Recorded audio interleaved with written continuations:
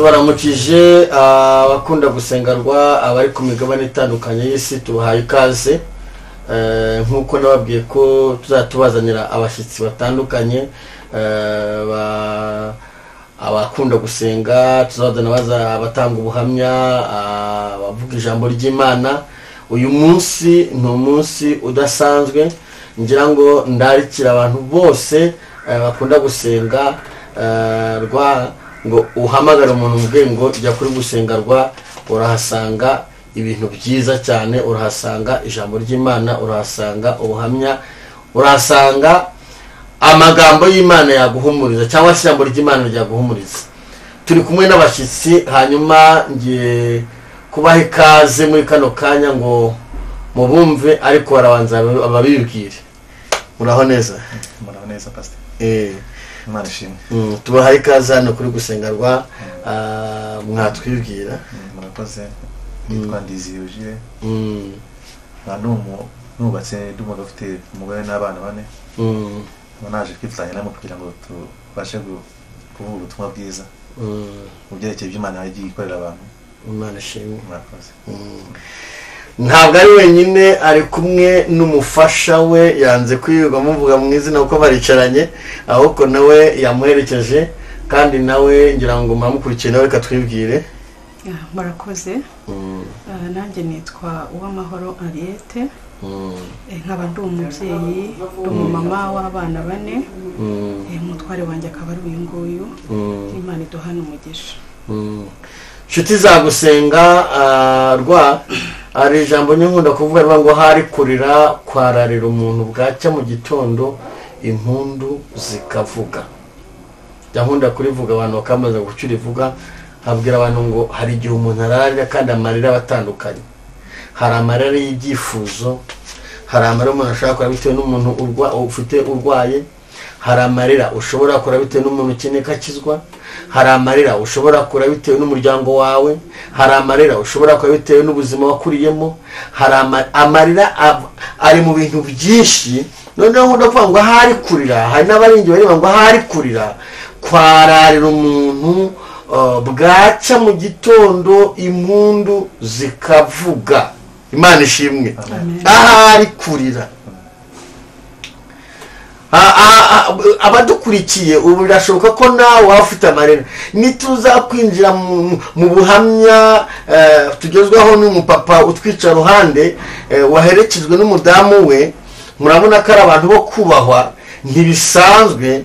Murabona namwe ushobora kwitubwira Imana ngo nanjye akakanya bimbere nk'uku nguku, bimbere nk'uku. Imana ishimwe. Tugiye gutangira dusenga ariko mbahaye ikaze. Murakoze cyane. Turabishimiye muri kumva ko nafashijwe hakiri kare. Murakoze cyane. Mu bintu abantu bakunda kumva imirimo y'Imana ku bantu. Abantu bakunda kumva iby'Imana yakoze. Abantu bakunda kumva abantu bavuga ngo Yesu yamvanya arafata ashyira. Nubwo abantu bamwe nanga dakunda guhamya Kristo, ubundi ikimenyetso cy'uko umuntu yakijijwe nta kindi nuko umuntu haguruka agahamya Kristo. Uyu munsi rero insengero zifunze ziriho, Imana yaciye inzira, ica inzira ishyiraho gusengerwa. Gusengerwa abantu barayikurikirana mu gihugu cyacu, barayikurikirana. Ngira ngo namwe mujya muyikurikira cyane rwose, turayikurikirana. Abari muri Amerika barayikurikira, abari mu Faransa barayikurikira, abari Dubai barayikurikira, ku isi yose gusengerwa igirayo barayikurikira. Uyu munsi rero tumaze igihe twumva ubuhamya, n'ubundi tugiye kumva ubuhamya. Imana ishimwe.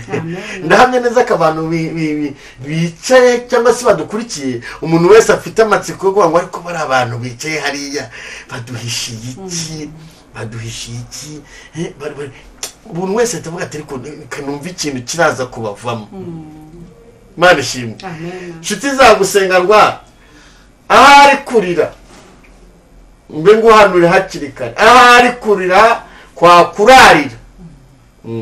Hari igihe umuntu arira arimo abanga ko umugabo araza gutaha ryari, ukamutegereza saa 3 ntumubone, ukihangana uko nukurira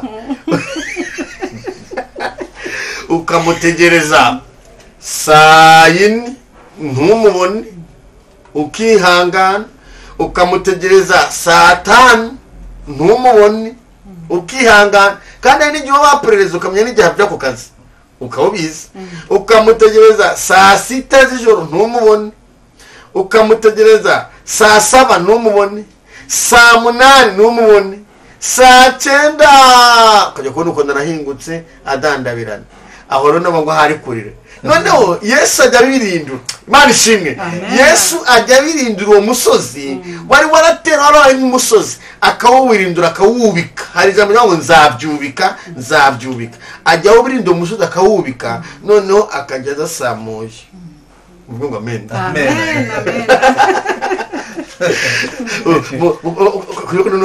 Ari maraza saa 1 akaza saa 2 kandi bisanzwe. Mweno kandi kubera umutima ubu mushinza nta nubwo azareba neza. Maze azashariye nyine. Azashariye. Afite iterabwoba, amasahane mu nzira, kubita imigeri, ibintu byose. Umwana wese umwe agatavuga ati singe, urabona dadi yinjiye agatijya mu buryo wasakarye. Hari kurakwarara umuntu cyane bose. Buriya nimba ivuga gutyo ntabwo ushobora kuza kubyumva. Biba byumvikana. Kandi ababyumva ni benshi. Ababyumva ni benshi. Ntabwo babyoroshye bikomeye. Nshuti zagusenga rwa rero tugiye gusenga. Urumva mfite amatsiko, urumva sine nasenga ariko urumva mfite amatsiko kubera yuko tuziranye se. Turaziranye. Birarenze. Reka dusenge twinjire mu ijambo ry'Imana ry'ubuhamya tunaganira. Turashaka kuganira umuntu ari mu byaha anavuye no mu byaha. Umuntu ari mu byaha anavuye mu byaha. Itandukaniro. Umuntu ari mu byaha ndetse anavuye he no mu byaha. Hariho ubuhamya, gutanga ubuhamya. Umuntu akavuga ibibi byo mu byaha, umuntu akavuga ingaruka zo mu byaha. Noneho iyo umuntu avuga ibintu yarabibayemo, nkanjye ntabwo nzizoga nimbirura nimbiryohera ntabwo mbizi. Naravutse sanga ni kirokore bikuriramo gutyo. Iwacu bari Abakatolika, nanjye kugira ubwenge tugiye muri ADPR, mbanuze umwuka wera. Iwacu n'abahanuzi bose ntabwo amazanye inzogera rura ntirura, ntabwo nzi ko nimeze, ntabwo bimenye. Ariko uyu munsi rero turabiganira n'umuntu wabibagemo ariko wanabivuyemo. Yesu nashimwe. Unafite gahunda yo gushishikariza abagabo bangana nawe, abayobozi bangana nawe, abantu batandukanye bangana nawe bakibaswe n'ibyo bintu. Ufite gahunda yo kubashishikariza. Yarabisabye, ntabwo yari musabye, aravuga ati ndashaka kuza nkashishikariza abantu nkabwira ko Yesu avana umuntu mu byaha. Ntatamukura hano usabukura. Gusa ibyo tuganira byerekeye inzoga n'ibyo tangiro ry'ibibazo byose nizo bavuga ko ari umukobanya ariko nibyo ntabwo wajya gukora ibi byose utavuye ku nzoga ntibishoboka. Iyo banywa inzoga nizo zituma utekereza ku kintu cyose kiba ku isi, kumva ko uri umuntu ukomeye. Wumva ko umugore wawe ari umuntu reka ari uwawe mu rugo ari ubiyobora, ariko kenshi na kenshi uvuga ko ari uwawe, ariko ni umuntu waje kugira ngo agufashe, ntabwo ari waje kugira ngo mutegeke uko ushaka. Nshuti zagusenga rero reka dusenge twinginga Imana ibane natwe muri kano kanya. Ubwo murumva umurongo tugiye kujyamo, hanyuma ndahamya neza ko nawe birakubera icyigisho. Mana mu izina rya Yesu Kristo wa Nazareti, uri Imana y'ububasha, uri Imana ikomeye, uri Imana ifite imbaraga, uri Imana ifite ubutwari. Twicaye hano imbere ya kamera, turi kumwe n'abatekinisiye, turi kumwe n'abashyitsi duhaye hano kuri gusengerwa, baje gusangiza abantu ubuhamya butandukanye, aho abavanye, aho ubagejeje, baje guhamya Kristo. Ibyo turabigushimiye. Tugushimiye ko wabashe kubashoboza, ukabaha imbaraga, kuko benshi bavuyemo ntabwo babasha kubivuga, nta nubwo babasha guhaguruka ngo babwirize, ariko igihe kirihuta kwihuta igihe kirirukanka umuntu ari ku isi kugira ngo abe umunyamumaro agire icyo amarira abandi ndasenze kugira ngo ubashoboze muri kano kanya ushoboze umupapa turi kumwe ushoboze umubyeyi turi kumwe nanjye ushoboze mwami uyoboye iki kiganiro reka umuntu wese uzumva iki kiganiro uzumva ubuhamya akuba ubuhamya azahemburwe nabwo azafashwe nabwo umwuka w'Imana azamushyigikire tuguhaye ikaze Kristo ngo umuntu wese uzabyumva akaba akiri mu byaha nawe azaba ngo uguriya yakijwe nanjye reka mpinduke mwami tugushimiye kandi mwami ukomeze unabakomereze no mu gakiza tuguhaye ikaze ngo bana kubona byose mu izina rya Kristo wa Nazareti amen ubu rero mwisanzure ndakwakiriye murakoze cyane umuntu akubaje ngo Yesu yakuvanye yamvanye kure hari hasigaye gato mu kwite musikiraro ariko ubu nibwo ntangiye kujya mbona maze kubona byinshi nyine kuva nava hari ahantu nacyo nashishikariza inshuti zanjye abo twabanye abo twasangiye abo twakoranye ibibi bose bumve ko ibyo ngiye kubabwira njyewe nabirenze ntabwo noneho nifuza ko bazankurikira ari benshi icyo gihe nzashima Imana cyane kandi harimo n'abafite agahinda benshi rwose ntabwo babyumva iyo umuntu akijijwe ntabwo babyumva bumva ko ari imikino nagiyemo amega ari nka pose bazi ngo ni pose ya covid ivamo nzongera nyisubiraho ariko mu by'ukuri ndashaka kubamenyesha ko iyo Imana yamaze kukufata ikakuvana muri ibyo byaha by'inzoga kuko inzoga zijyana na byinshi iyo wanywa inzoga ukora byinshi uratinyuka urica urasambana niyo wenda batakubona ubikora gutya ku muhanda ngo bigire ariko burya umuntu ni umuntu ushobora kuba turi kumwe gutya dufite ibintu ntekereza ushobora kuba turi kumwe gutya ndi busoko urundi nkaba najya kwinkwaho ariko iyo Imana yamaze kugushyiramo imbaraga ukumva ko wabiretse bisa nkaho wenda ntabwo nkugera no kuza nko mu nzu tujye nko mu kiraro utumiye kaza akavuga tuse kuza usanga aho utazana tuye wagera ku muryango ugiye kwinjira mu nzu ye ufite ibikweto binuka ufite ibyondo ku birenge n'icyose akavuga ati njira wareba inzu ye ukabona harimo akaro n'icyose n'itapi ugira ubwoba kandi ntabwo usubira inyuma nuvanamo bya bikweto biranuka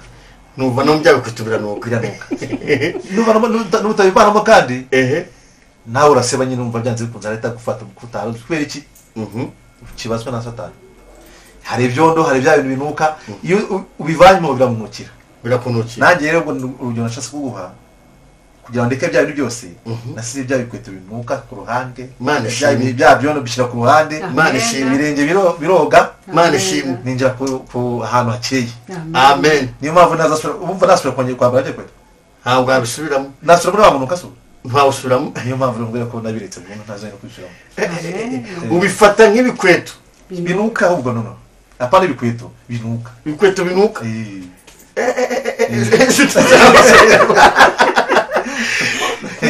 ibintu wavuyemo ubifata nk'ibikweto binuka mbega bizambaye kuko bivanamo wakwinjira muri ya nzu ukabona ni heza arasubira tutashye mu by'ukuri bavuye ahantu ntubifuza kuvuga ati cyamago mana nanjye rero navuye muri bya bikweto byarajugunywe ninjira ahantu heza hatari bya bintu binuka ndumva ndi mu nzira nziza cyane nabyo nshaka kubwira abantu bose badakurikira kugira ngo umve iyo nzira naciyemo niba bajya muri bya wenda bajya muri bya kunywa inzoga nizo zituma dukora byinshi cyane kandi tukabikora kenshi tutanabigambiriye nk'uko watangiye bivuga wavuze ati ukanywa inzoga ubona ko inzoga wahaze udufaranga twose wari ufite watushengereza abantu mu kabari sivuze benshi kuko hari benshi bagudukeneye nkatwe ndibwo na madamu ntabwo natinya kuvuga umugabo urumva ariko naranditse iyo uri mu kabari ufite amafaranga ugira inshuti nyinshi cyane ya mafaranga iyo washize mu gitondo umaze kwica uwo byutse niba utangiye kwibaza ibyo wakoze nijoro ntabwo ushobora gutinyuka kubwira madamu nabikoze ntabwo amubwira bamuhishe ntabwo mutangiye kwibaza se uyu mugore ubundi kuki naje kuki ntakoze gutya na gutya kubera Satani rero Satani bagufashe akakubata akakujyana akakuvusha kuri rushefu kumva kuri shefu bose ufite amafaranga mu kabari ugure wese aranywa undi wese aza kuvumbe mbegwe umwami be ukomeye cyane rero nibyo nanze ndabihakana ngira rwose Imana ingira ubuntu ima kubireka mbivuyeho najya mbireka kenshi burya ndatandukana n'abasha nk'icyumweru rwose numva ariko natangira kukana koroshye ataka karoroshye kandi mfata karoroshye buriya no kutigeze mu nzoga rero inzoga ni ikintu kibi cyane ni drogue mbi cyane irasharira ariko utinye ikintu nkakumva uko ngo nk'amakazi 5 kandi amacupa 2 y'amazi yaratoneye ukangwa ntabwo waga nibisizana ziki ngwiki yabazajyaga azatujye mutwa twaraturitse ariko sinzana zigenzo ugahera mu gitondo unywa nguki ukanywa istana nijoro kanywa sakene nijoro kanywa bakazana ukanywa ugasinda ukanywa warataha ukanywa wanatate muze n'izindi shirimo cyane rwose iyo ujya mu nzu mwabwa ati se warutse kugura kandi wasinze bakatugasubirayo ndagukamo ukanywa nuko ngure igihe cyose wanywe n'inzoga ntuhazafuze haza cyetse Imana kugira ubuntu ukakuvana muri ibyo wizo nzira mbi zazo n'ibijyanye nabyo ikuvanye mu none gutangira kubona ibibi byazo ukabona bega kuri inzira waciyemo kuruzari mbi bega wabura no munabikora ukumva aganekara kwishe gusa Imana yamaze kukugira ubuntu ubunezero cyane umutima ubunanezero cyane nasigaye ngana n'umudamu tugahuza kandi cyane namuhishaga namuhishaga cyane rwose nabaga mfite nk'amafaranga ntabwo namugurira yose reka mugire yose yanyake nagira ko shoboye ko nagira kumwicingamo nk'umugabo nyine bikinga umva nakwikizemo nkangiye ntabwo byari byo nakwikinze ntabwo ushobora kunywa ibyo uri pose cyane ndi pose nkamwe ntirebe mfite amafaranga nayo wakumva kare aho ngaho ariko kandi nkabana peshitse ku ruhande ahenye kumwera nyine kugira ngo mbere umuntu ukomeye cyane ibi byose natagiye cyubusa namwe inzoga byarambabaje cyane ubu birambaje mitekereza ko umuntu wari bwo mfite amahoro cyane kushukwa namwe inzoga nokuri impamvu bwira abagabo rero bashitse zanyu twasangiye abazinywa bakabakiza bazi ko nzagaruka kuzinywa ntabwo nzagaruka ahubwo nashaka bo bazireka tukafatanya n'umurimo w'Imana oya abo bantu baduhere message abantu bose bumva waha message rwose waha message baragurukiye barareba twarasangiye pe ariko uyu munsi numbona ntuzanye kumaramo byari twakoranaga byose ashaka tugeze matugire guki Yesu yaramufashe nibundi rero inzoga zituranye n'ibyaha cyane ariko ibyaha zituranye nabyo uko njye mbitekereza zituranye n'ubusambanyi mbega ni mu gatebo kamwe ni kwa kuri bashyira amakipe bagiye gutumbaramo bakajya bavanamo ikipe imwe bakavanamo indi kipe imwe agatebo kose karimo inzoga n'ubusambanyi n'ubujura rwose ni uko tombe kavanamo byose birimo naho se ndi kwibara ngasanga zituranye n'ubusambanyi zituranye n'inyatsi cyane mbi cyane inyatsi mbi cyane rwose zituranye no kubura mu rugo umuntu arabura neza umuntu akamubura amureba cyane rwose ukamubura neza ibyo ndaza kubaza madamu ubusambanyi inyatsi kubura umuntu umureba no kudahuza ntabwo wahuza nawe mudahuje nyine ibyo mukorana kabisa niyo se umuntu atanga inzoga ukabuza inywa we deje abakureba ariko muri ibyo maso umuremo byinshi umuremo byinshi mbego n'umurusha ubwenge hariho ijambo rivuga kwihangana ubu ngubu warihanganye mufite abana bangahe dufite abana 4 ikijyanye n'icyo cyo kwihangana wari uvuze burya buriya n'umuryango umuntu akuriramo hari ikintu umufasha nagize amahirwe yo gukorera mu muryango wa Gikristo murambona basenga habanzi ko ikintu cyose kikugoye gikurwaho n'amasengesho ibyo byose rero iyo byabaga kandi ikindi burya iyo umuntu asenga hari uburyo Imana imuhishuriramo ikaguha andi maso wareba umuntu wawe ibyo arimo we nubwo abazi kutabizi kandi ko kwenda hari ibyo ubutazi ariko iyo umurebye hari ibyo umusomamo ibyo wamusomyemo rero birakubabaza nta mudamu uko yaba ameze kose udashobora kubabazwa n'imyitwarire mibi y'umugabo we ntabwo bishoboka. Rero niho hari itandukaniro, aho nari mbabwiye ko iyo umuntu azi Imana niho hari itandukaniro ry'umudamu uzi Imana n'utazi Imana, kuko ibyo bibazo byose babyitwaramo mu buryo butandukanye. Ibyo rero byakomezaga kubaho, ariko kuko buriya n'abantu bababayeho uburyo butandukanye. Nk'uyu mufasha wanjye we, Imana yamwihereye n'ubundi bunyangamugayo mu buzima busanzwe, atari ukuvuga ngo ni umukristo, hari ubundi bunyangamugayo yari yibitsemo. Ntabwo ari wa muntu wazaga ngo atere abantu hejuru mu rugo ngo agira ati, ariko wareba ukuntu muzi ntabwo habura impinduka, ukabibona ko hari akantu arimo gukinga. Ako kantu rero ukavutereka ngasengere Imana igakureho. Waba wakamenye, waba utamenya ko ariko buryo uba wabiketse, ariko ntago biba biri kumva. Noneho se iyo uri inyangamugayo, kuki utatekereza yuko abana bagukeneye ngo uzinywe karutahe kare? Ubwo rero bisaba amasengesho, bigasaba kwinginga Imana, bigasaba guhora imbere y'Imana, urugo rwawe ukarwereka Imana. N'iryo banga nakoresheje, kandi Imana yarakoze iranansubiza, nta ruhare mbigize. Iri sezerano wari ufite ry'uko azakizwa, watangiye nko kubisengera hashe nk'imyaka ingana? Hari igihe burya uri no mu rugo ariko ukaba utarakura mu mutwe, ibintu bikaba bihari ariko ntubyiteho, ukabibona utyo. Iyo umugabo yakumenye y'iby'urugo ukabona nta kibazo ufite, abana bariga barambara, nawe ntacyo umusaba ngo akikwime. Burya ntago uba urafunguka mu bwonko. Ariko noneho iyo yatangiye uzi ko ari gutaha saa 12 avuye ku kazi, ukabona ageze mu rugo saa 7, wibaza aho iyo masaha yose ahantu yarari. Kandi na Bibiliya ivuga ko vino ari umukobanyi. Ese niba yazigiyemo izo saa 12 akaba agejeje izo saa 7, yarari kumwe nande? Ese ni ibiki ni iki cyamukuruye gituma yibagirwa umuryango agatinda aho hantu? Iyo rero ibyo ngibyo utangiye kubitekerezaho, niko utangira kumenya ubwenge, ugatangira kwereka Imana ahantu hari Jesse impareba n'ibyo arimo ntago mbere, ako wowe urabireba rwose, umushyire mu nzira nziza ndakwinginze. Aho rero niho utangira kubona atangiye kwigarura, ukabona biri kugenda biza gake gake.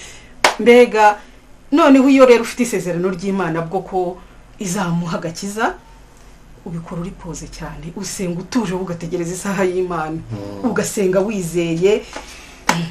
Nawe rero iyo abonye uko gutuza kwawe, ukakomeza ukamwerera imbuto, niyo yazi izo saha ntujugunye ngo utere hejuru usakuze, niba ukamutegurira ameza. Noneho hari n'ababona izo saha n'umujinya wabishe, ibiryo biri hariya akamujugunyira, ati agahita yisubira kuryama. Cyane cyane ko hari igihe n'ibitotsi ndaba byakwishe, ukamujugunyira aho ngaho. Nta mbuto buryo umuntu wewe waramutegerezaga? Naramutegerezaga, cyangwa se niyo naba nasinziriye nkabyuka, ninjye wajyaga kumukingurira ku gipangu. Umukozi ahari, abana yabaga hari umukozi baryamye nyine, ibyanjye ntago yabigenderamo kuko abafite n'akazi ka mu gitondo ari buzindukiremo. Ukabyuka ngiye nkagenda nkafungura igipangu, akinjira, nkafungurira imodoka akinjira, nkongera nkafunga, nkamutegereza akajya ku meza, ntavuga kandi ubwo akarya karangiza tukagenda tukajya kuryama. Ntacyo bavuganye, nkarara ngiye mu mutima wanjye mvuga nti Mana, nguyu mushyize mu biganza byawe, ngiye ntacyo nakora, nta nicyo nashobora, ni wowe wenyine. Ngiye mpamya ko ari Imana yumvishe gusenga kwanjye, ireba agahinda nari mfite ku mutima, kuko nta muntu burya bitababaza. Hanyuma irangije imwihera agakiza. Uko byagenze nawe warabibonye. Shuti za gusengarwa, abadukurikiye, nimba hari umunezero nabonye, ni umunezero wo kubaka urugo mwese mukijijwe. Biza cyane, murahuza. Maze imyaka 14 nubatse, rwa 14, ariko nimba hari umunezero nabonye mu rugo, ni umunezero ubana n'umudamu wawe mukijijwe mwese. Kuko mukijijwe mubasha kumvikana cyane rwose, ariko mudakijijwe ntimwumvikana. Ahantu muhuriye aramukinga nyine kugira ngo atamenya amabanga yabo.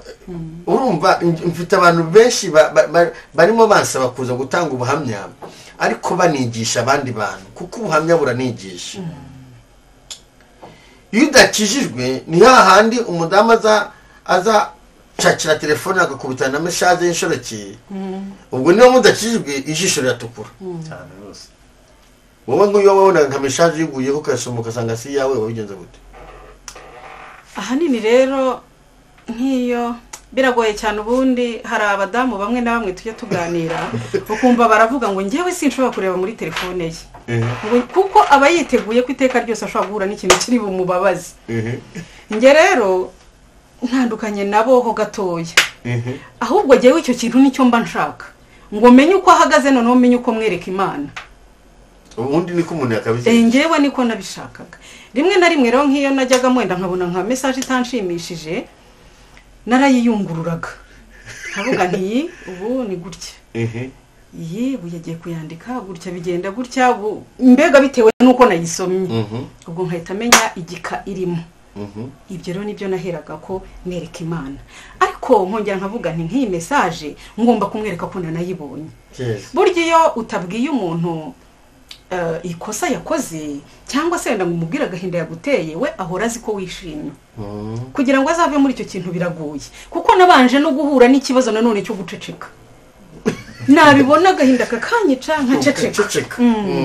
nkaceceka. Ariko bigeze aho numvise hari ikiganiro numvise cyuriya mu evangeliste witwa Hortense. Nta mubyeyi ajya mfasha cyane, ibiganiro biramfasha pe. Noneho bari bavuze ku kintu kijyanye no kuba wabwira uwo mwashakanye ikintu cyakubabaje. Asobanura neza uburyo bicamo kugira ngo ubivuge, ariko nsanga nanjye nibwo buryo najyaga mbikora. Ariko none icyo byanyongereye ko guceceka noneho byo ngomba kubireka. Nagira icyo mbona nkabimuganiriza kugira ngo amenye nibura ko nako ngako umuntu yakamenye. Erega buryo iyo umuntu abonye ko yamenyekanye hari igihe bibi intangiriro zo kureka ikibi yararimo. Icyo gihe nibwo byampaye imbaraga ndavuga ntago nzongera guceceka. Noneho nayibona nyine umutima urya umuntu, umutima urakurya ukababara, ukaba ufite agahinda, wagenda mu muhanda n'imodoka ikaba yakugonga uri gutekereza kuri bya bindi. Noneho nkabisengera avuga nti Imana ndashaka kumubwira kuri iki kintu cyambabaje, mbicishe mu zihe nzira, banza unyorohereza umutima umpe gutuza, hanyuma nze kumuganiriza ntuje ndipoze ku buryo nta nduru nta kibazo kiri bubonekemo. Hanyuma wenda nkareba nk'uwo mugoroba yatashye kuko nubwo wenda yanazingwaga ariko ntabwo byari buri munsi, hari igihe yatahaga akanataha kare kandi atanazinyweye. Kuko nabaganiriwe mu rugo nanabisengeye havuga nti turaza kubiganiraho, nkamubwira nti hari ikintu nshaka kutuganiraho, nkamubwira nti iyi message nabonye ko nabonye tari mu nzira nziza bimeze bite. Ubwo nawe akisobanura, ariko akenshi basobanura banabishye agira ngo yivane muri icyo kintu. Kandi burya yakubeshyura bimenya, ariko nibura niyavuze wowe uravuga uti ntacyo message iratambutse buriya yabibonye ko nabibonye. Rero icyo nabwira abadamu bandi bagenzi banjye kuko message ziba zirimo ababasha kuzireba nibazibona bajya bihangana babyereka Imana umuremyi n'ihindura byose, kandi bagerageze baganiriza abatware babo neza. atamuvudukanye atavugiye hejuru atamutuka atamucyurira atagira gute umubwire wowe icyakubabaje gusa umubwire uti ni iki nashaka ko byambabaje kandi numva nta mpamvu yo kumbabaza ufite. Rero rega nabo nabantu nawe nubwo yaba ari mu mafuti ariko umutima uhita wigaruka wese uyu muntu undi kuko ndamubabariza iki nawe akabitekerezaho akaba yamusaba imbabazi iyo bimufatiyemo rimwe kabiri gatatu nawe arigaye akabona hari ukuntu bitameze neza. Noneho rero iyo ushyizemo gusenga Imana yirazi kahanagura byose ikakuraho ibintu bigahinduka bishyashya. Shiti za gusengarwa turi mu buhamya ariko burimo n'ikiganiro kandi kiza cyane cyo kwigisha abantu. Uyu muryango ndawita umuryango uberewe. Murabizi ko tugiye ikiganiro cyitwa umuryango uberewe ni gute umuntu yakubaka umuryango uberewe. Hariho birashoboka ko ujya nawe uhubuka ariko kwihangana bitera kunesha. N'ijambo ry'Imana riravuga ngo mu gitabo cy'Imigani ibice 15 ku murongo waho wa mbere, abazahasoma umurongo wabo bavuga ngo gusubizanye neza bihosha uburakari. Intwaro umuntu yakoresha kugira ngo abashe kuzagera mu cyiciro nk'icyo mugezemo, intwaro abamama bakakoresha ni ugusubizanye neza bihosha uburakari. Urumva umujinya ukawunaterariza ukarwana nawo, ukazageza igihe umwicaza ukamubwira utamuvudukanye bose, kuko wihaye ibyo guhita uvuga ku kanya ukibibona wavuga nabi, kuko biba bibabaje rwose. Turagarutse ku papa wacu uyu munsi. Ndashaka kubaza, uyu munsi umaze igihe warakijijwe utari mu byaha, urumva umeze gute? Ndakeye cyane, meze nko ese ntabwo meze nk'umbega nk'umuntu nk'agahinja. Si agahinja kataragira ubwenge, ariko meze nk'agahinja. Meze nk'agahinja shasha, ndakeye, niba umutima wanjye nta rubanza afite, ndagana n'umugore tugahuza umushinga, twapanga ukanoga ukajya neza, tukanasengera hamwe. Mbega ntabwo ntigira ibintu bya parapara mu mutwe wanjye, nesha umutwe, mbega nta umutima wanjye uhora nta kwikanga. Ubu mbega ndi open, turahuza turaganira. Ni niyo mpamvu ushaka kubwira n'inshuti zanjye rwose, cyane cyane abagabo bubatse rwose, abagabo bubatse ngo hamwanya nibarekere rwose, tutahiriza umugozi umwe, turebe gukomeza gushimisha satani. Nukuri satani yishimiye ibyo tuba twakoze muri ibyo bintu byo twakoze. Satani arishimye, turakomeza kumushimisha.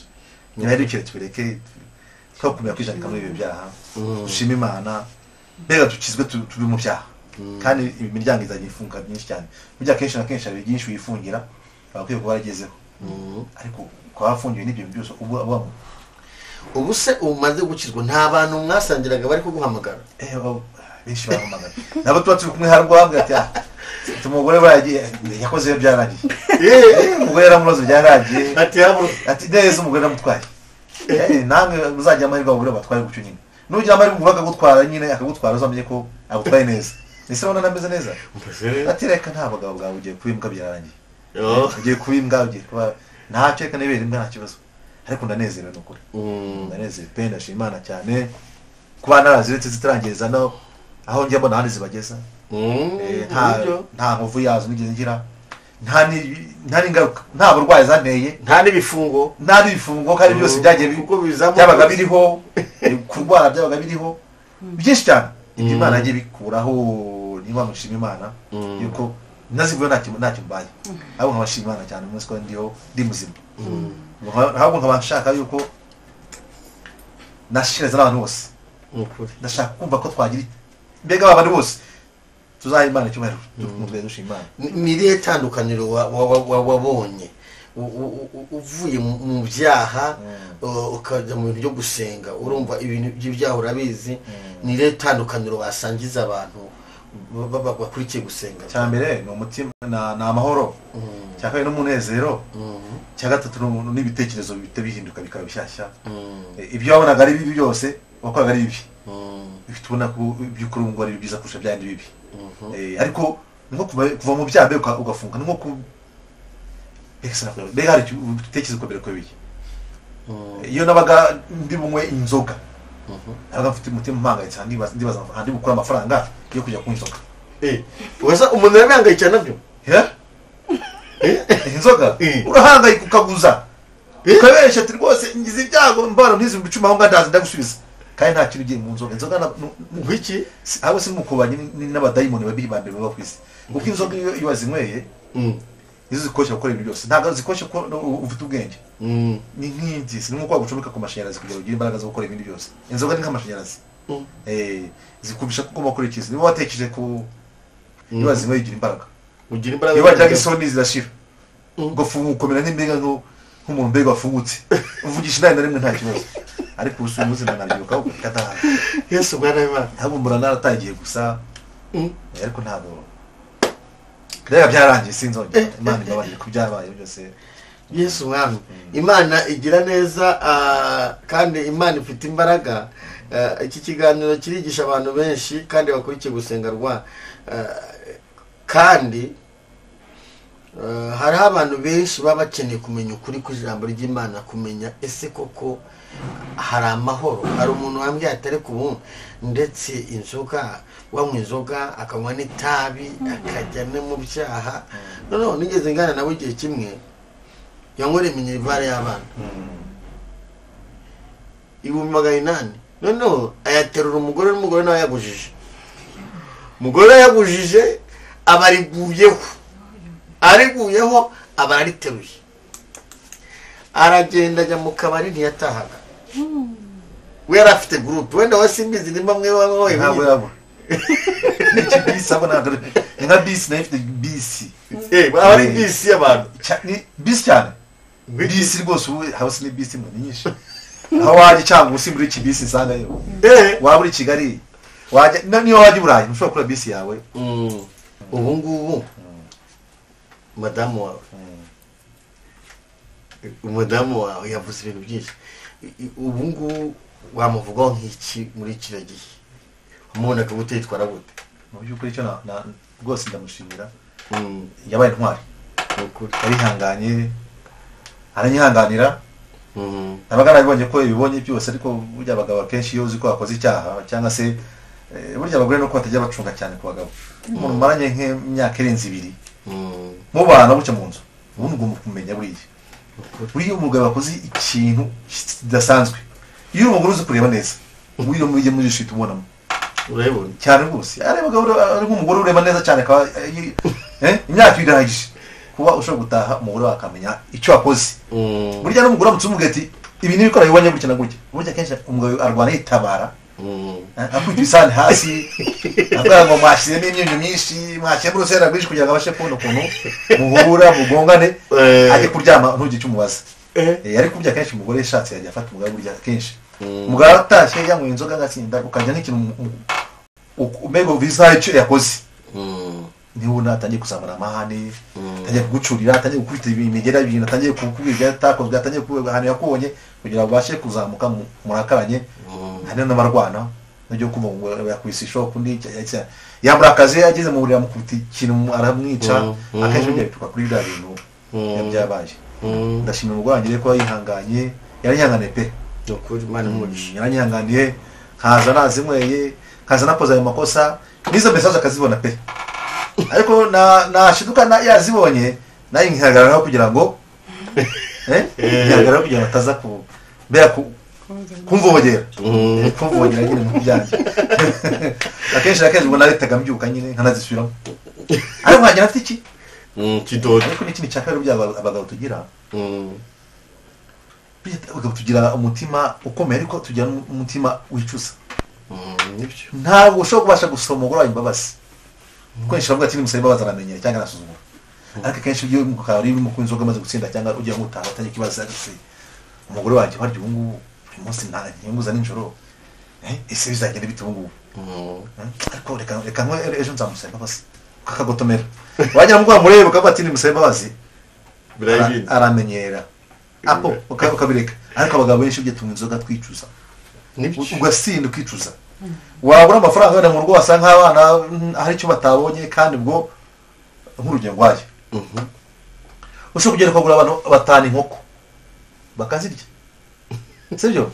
Abana iwawe n'ibishyimbo bitagira n'amavuta yo kubikanga bakazirya iwawe, abana bose n'amamesa yo gukanga ibishyimbo. Ibyo ni ingero nyinshi zihari rwose, sibyo? Ugasanga wakoze inkoko wasengere, icyo gihe bimaze gutahagira mu kubona abana umutima akenshi burya niho Imana gusa ikagunda ku mutima, ntubashe kurekura ngo uyihane.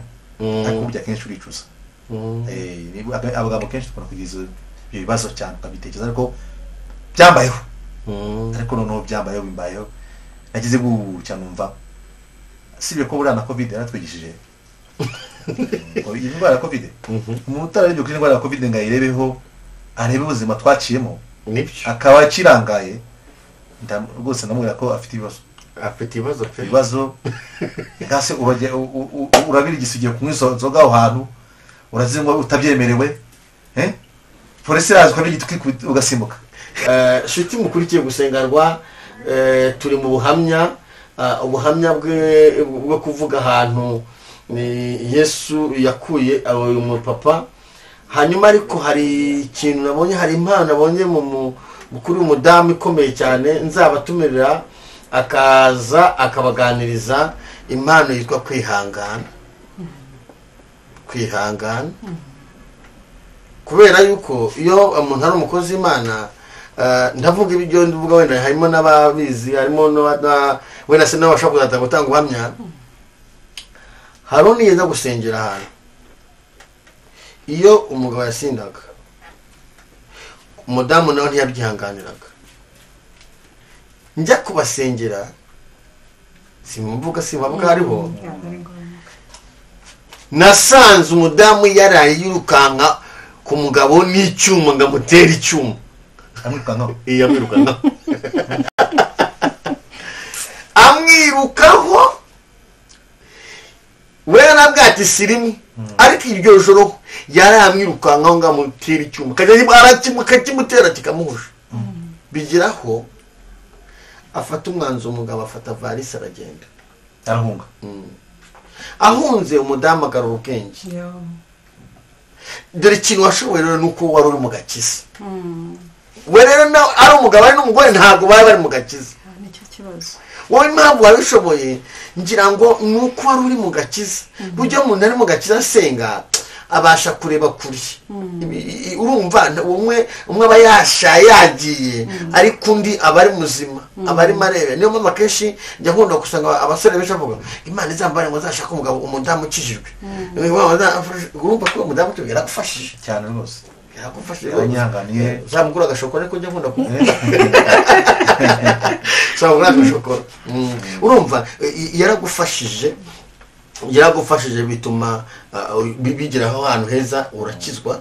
Imana imumugisha. Hanyuma numva nzagutumira ukajya uganiriza ababyeyi. Nta kibazo rwose. Ababyeyi bashengwe n'imitima. Ababyeyi bashize batihangana, hari n'abasenya, hari n'abaharabika, babananiwe kwihangana agarabika. Birababaza. Hari n'abajya mu byaha nabo, yamana mesaje nagashaka undi ikindi kigabo ku ruhande ngo namwishyure, akabijyamo atabikunze, aho akabijyamo agiye kugira ngo nawe abwire ute namabaza mwumvishe, kandi bikazagaruka bikagira ingaruka ku muryango, bikagira ingaruka ku bana, bikagira ingaruka ku buzima bwabo.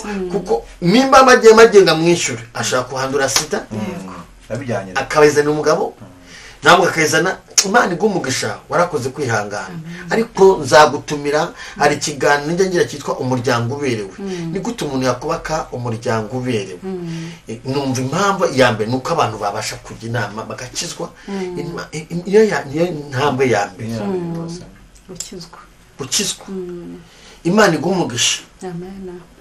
Ngiye guhaho akanya gatoya, wongere utuganiririze ababyeyi ndetse n'abapapa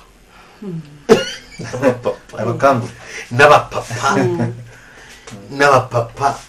Umuntu ukiri umuntu ugifite umugabo ujya mu byaha, ujya mu nzoga, ujya mu bagore, uba muri ibyo bibi, wenda se umudamu wenda akaba asenga cyangwa se atanasenga, yifate gute? Cyangwa se umupapa nawe uzabyumva akumva ubuhamya, akumva akeneye kumenya ukuri kw'abadamu no kumenya uko mutekereza, umubabaro. Birashoboka ko umuntu mushaka kubana nk'ubu ngubu, hari ibintu umutwaro wari kugenda yumva, urekura ko iki namukomeretsaga, ukamubavuza ikintu ati niki namukomeretsaga. Rero n'abatwara bari hariya bakurikiye kugira ngo bumve niki mwifuza ku batware bahindukaho, ikintu wumva wakifuza ko abatware bahindukaho n'abamama bahindukaho. Murakoze. Icyo navuga, wenda reka duhere ku batware. Si ukuvuga ko ku mpande zombi hataba amakosa, burya hari n'abadamu bananira abagabo, ariko noneho reka duhere ku bapapa. Burya umupapa mu rugo iyo agize amahirwe, akaba Imana yaramuhaye umudamu ufite umutima muzima ushobora kubaka. Umupapa yari muzima, urugo ruba ruri ku murongo mwiza. Ariko noneho niba uwo mudamu wenda we afite gahunda yo kubaka ariko uwo mupapa akagira utundi tuntu ku mpande burya barimo asenya rwa rugo abarimo arudindiza cyane nta terambere cyambere bashobora kugeraho abana babo nta n'imbuto nzizerega baba basoromaho kandi burya warumbwe ngo tuzakorana ikiganiro umuryango uberewe umuryango uberewe se uhera hehe guhera mu bwana ugakura ubona uko mama wawe yitwara waba uri umuhungu ugakura ubona uko papa wawe yitwara nawe akaba ari ibyo ukurana iyo rero ukuze bitwaye nabi warabonye izo nabi zabo gusa iyo udakuze ngo ugire amahirwe yo kwakira Yesu burundutse nta n'umuryango uberewe wazapfugize rero bisaba yuko ari abamama ari abapapa twese dukwiye gutekereza ku burere bw'abana ku myitwarire yacu tukazamura urugo rwacu ariko n'abana bacu bazamukira ku mico myiza batubonaho rero nasoza mbwira abapapa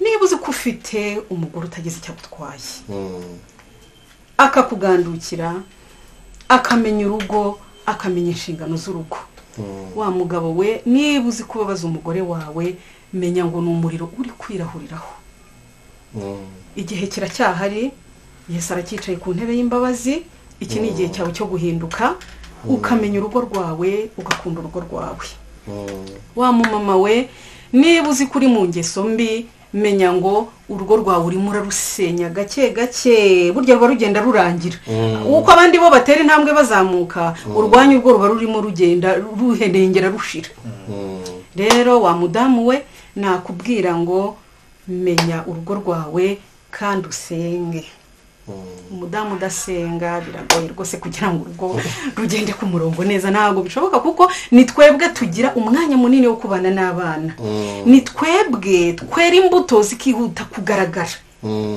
zikagaragarira abo tubana zikagaragarira abaturanyi zikagaragara inshuti zacu kuko urugo ari rurya ntirugendwa iyo rufite umugore mubi ntirugendwa ujya kumva ko umudamu wa hariya ngo umugabo waho ngo ni umwana mwiza ngo ariko ngo umudamu waho ukabona ntiyahajya kubera ko umugore ari mubi ariko iyo umugore ari mwiza niyo umugabo yaba hari ari mubi burya baraza ibyo bintu muzabicunge mu birebe baraza kuko ni wowe ubaha ikaze bwa mbere ni wowe ubazimanira ni wowe ubaganiriza niyo umugabo yaba yicaye haracecetse yanabihoreye ariko urimo ubaganiriza bataha bishimye ariko se niba hagera umugabo avuga umugore ntavuge niba bari buhamara isaha barahamara iminota 10 nibyo ni hahandi umugore nkuko byaherekeye bivugwa umugore n'umutima w'urugo n'umutima w'urugo iyo rero umutima upfuye cyangwa urwaye buryo umuntu abagiye kurangira tugerageze rero izo nshingano nziza Imana yaduhaye ubwo butwari Imana yaduhaye bwo kwitwara neza bikagaragarira buri umwe reka twe kubupfusha ubusa reka dusenge Imana idushoboze ko abadamu beza bubaha Imana babereye ingo zacu mbega imiryango yacu twese tugiye dusenga tukayereka Imana uko bikwiye imiryango yose burya yabiberewe kuko twerera imbuto abatware bacu nabo bagahindukira kandi burya nta muntu utagira isaha ye n'abari mu makuba n'abari mu byago bakiri mu bibazo abagabo barabananiye mujye ku mavi Imana irahari kandi izabikemura hariho ngiye umuntu yavuze ntega amatwi nkumva hariho ijambo wavuze ryitwa kubona ikintu gikomeye cyazanye intambara ugaceceka kikabanza kigahora ndagira ngo mbwire abakurikiye gusenga rwa ababyeyi ndetse n'abapapa abana benshi bafite ihahamuka babona mu miryango kuko umwana ukura nk'ubu butwari wagiraga warindaga gutuma abana babona rangaje mbi mu rugo cyane rwose nta niyo bigeze banabona mani gumugisha nimba hari ikintu gikomeye rero muri kino gihe usanga hari imiryango imwe n'imwe ifite icyo kibazo imiryango n'imwe ifite kibazo ugasanga barashwanye ugasanga umudamu kwihangana biranze ugasanga umugabo kwihangana biranze bagashwanira muri saro ugasanga utwana twarahamutse ugasanga utwana duhora twigunze ugasanga abana bafite ibikomere kujya naho an'igihe uganiriza umwana nje arabajya banzanira wenda nk'umwana biranze ishuri yahamutse ariko waganiriza umwana ugasanga umwana ikibazo afite umutima waboze umwana agaturika karati mu rugo bameze gutya kubera ibyo yagiye abona. hamwe ari nakira arambwira ngo iyo mama na papa bari kumwe nta mahoro ashobora kuboneka, baba barwana. ubu muzi ko muri kino gihe abana benshi nibo bafite ibyifuzo by'ababyeyi babo bitewe n'ibyo babonye. usanga abana bandika ngo dusengere papa azahinduke, mama azahinduke, bararwana, baratukana mu rugo. uyu mwana ubwo burere abonye buzangiza ubuzima. nkurikira mbwire abari ku banga bw'ibyuma kugira ngo batube hafi, abari ku banga bw'ibyuma batube hafi. iyo umuntu afite abana hari ikintu wakoze gikomeye, ngira ngo mvuge ikintu cyo kuritima, kwihangana. ndagira ngo ugire icyo ubwira ababyeyi bafite uwo mudayimoni n'abakadayimoni, kutihangana birangiza wowe, birangiza n'umugabo, birangiza n'abana. cyane cyane abana nibo byangiza cyane. ndabigushimiye, Imana iguhe umugisha. wari ugiye kugera ku bamama na kari kajemo, ngira ngo nsangize abantu badukurikiye. rwose birashoboka ko ufite ikigeragezo gikomeye, ariko rinda abana bawe kumenya ayo makuru. ndagira ngo twinjire ku babyeyi, hanyuma twinjira ku musozo. icyo navuga ku bamama batabasha kwihanganira ibyo bigeragezo bahura nabyo, kuko burya baba bababaye. reka mpere ku rugero waduhaye rwa wa mumama watubwiye wirukankanye umutware we n'icyuma. urumva byari byamurenze, byamusaze. ese ubwo yumvaga namutera icyo cyuma ari bubakemuye iki? ni wa mujinya rero urenze. ariyo mpamvu navuga ko intwaro ya mbere ari ugusenga. niyo ntwaro ya mbere mu buzima bwose, mu byo wakora, waba uri mu byiza waba uri mu bibi, intwaro ya mbere ni ugusenga.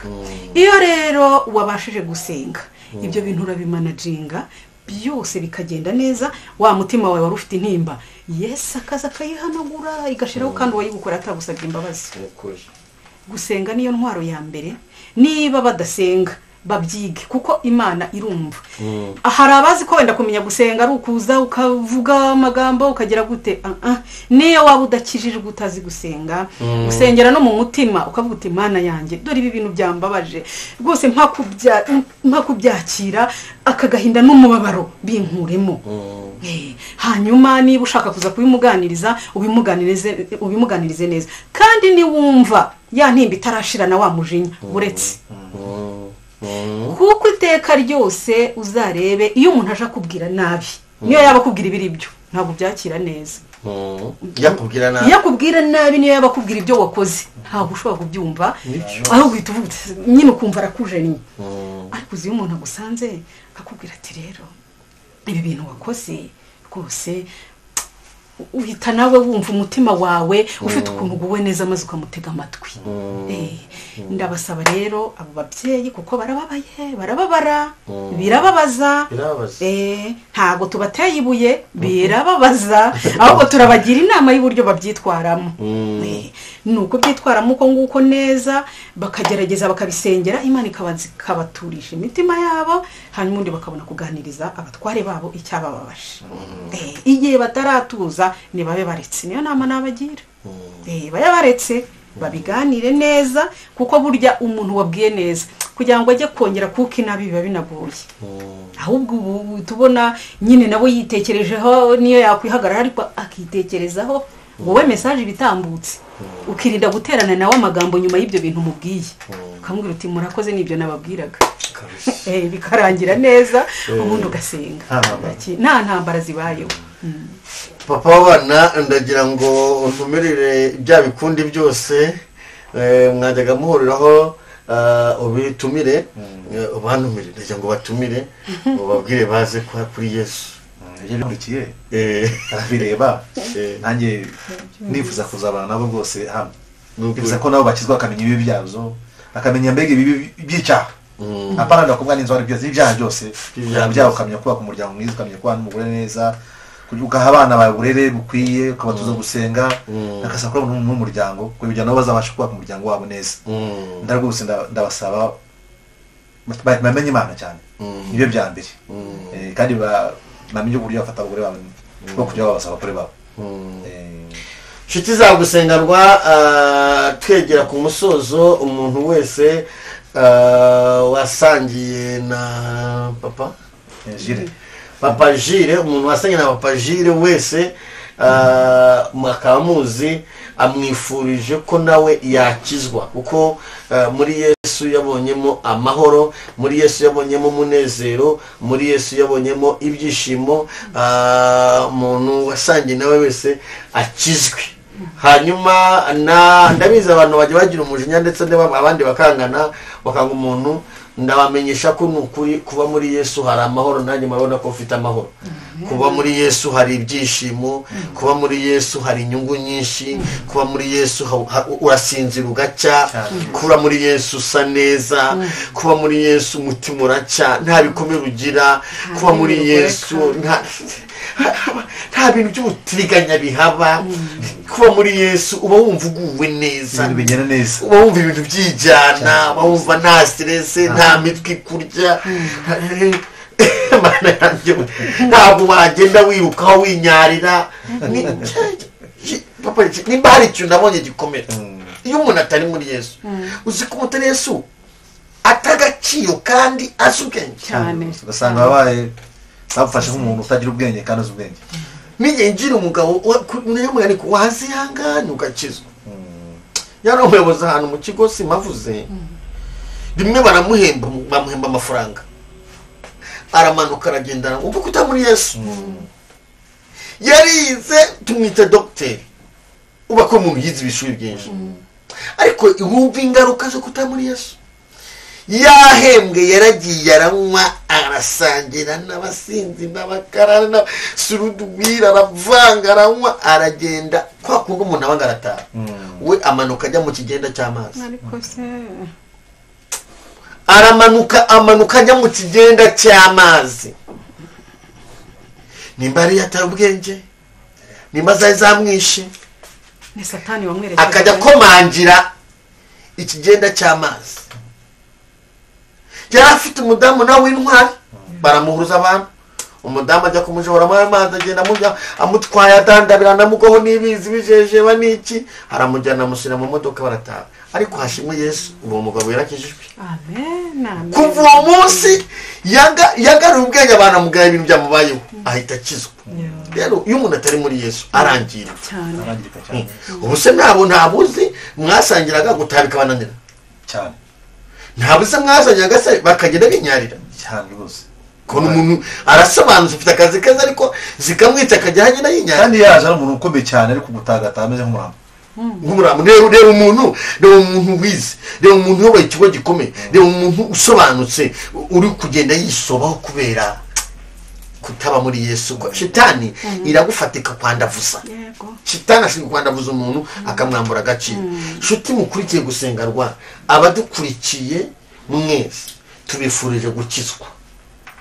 Amen. Amen. Ababyeyi tubifurije gukizwa. Amen.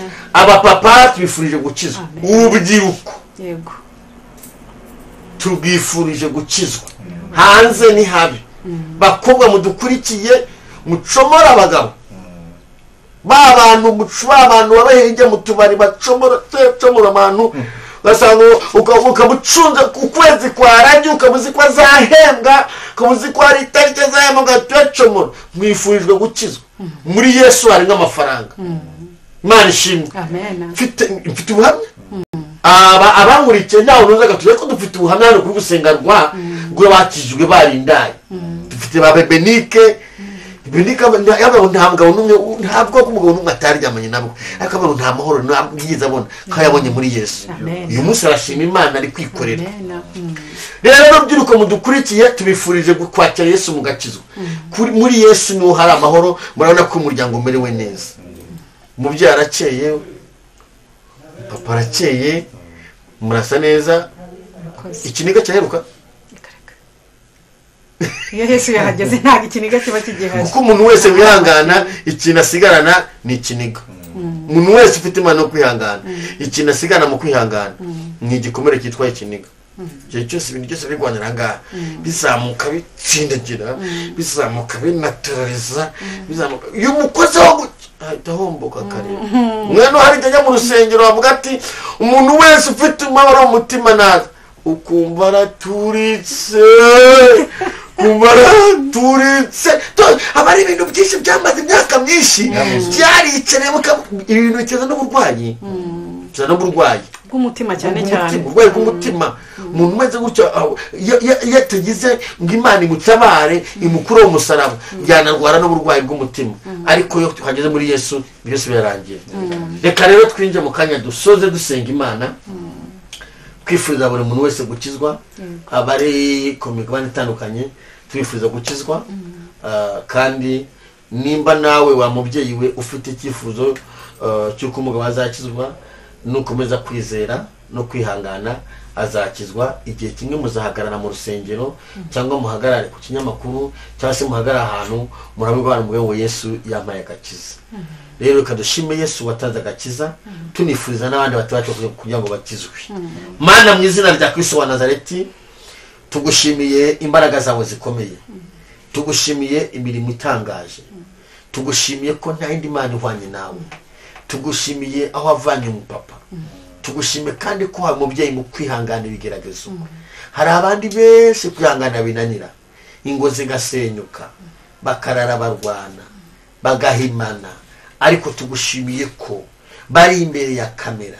Hariho ubutware bumwe umugabo agaragaje yabonye ku mudamu we.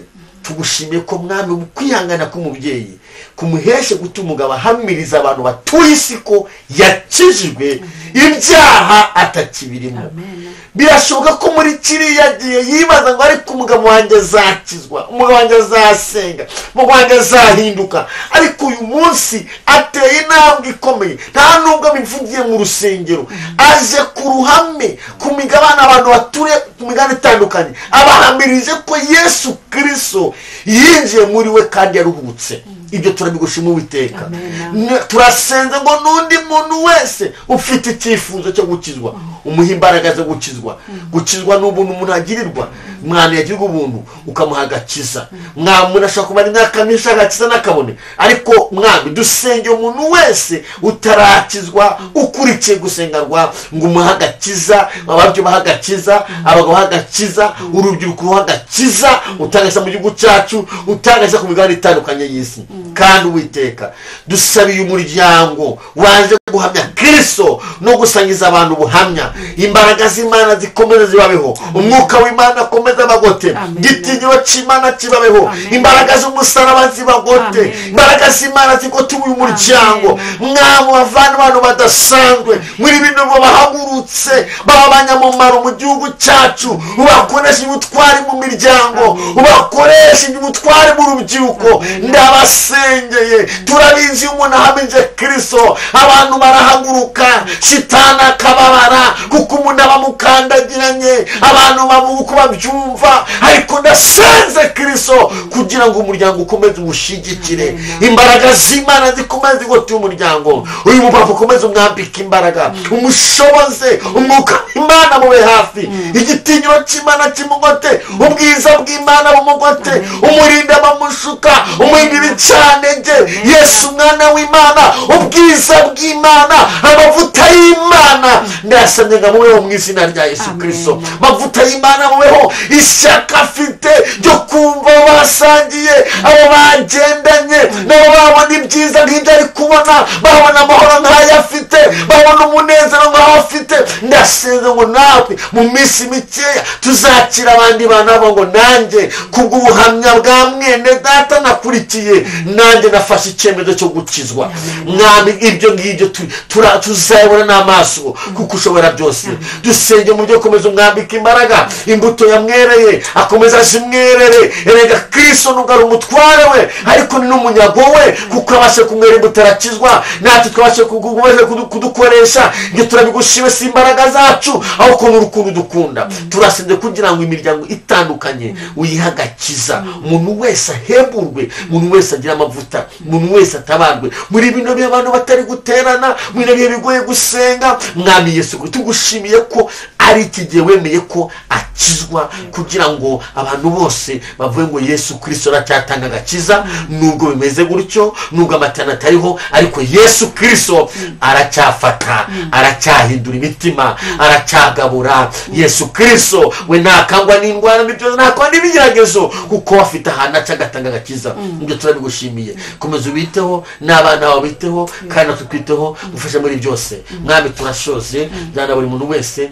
utubwira muri byose, kandi n'ababa badukurikiye nabo mubahanisha umugisha, ubambika imbaraga, ubwiza bw'Imana bubagote. Kandi buri muntu wese ugize icyifuzo akakigira umwana we, akakigira umudamu we, akakigira umutware we, akakigira umuryango we, ko wakizwa. Iki cyifuzo agize ucyumve, umushyigikire Uwiteka. Urakoze Imana kubikoze mu izina rya Kristo wa Nazareti, amen. Imana ibagire neza. Ikiganiro nakagaruka. Bye bye.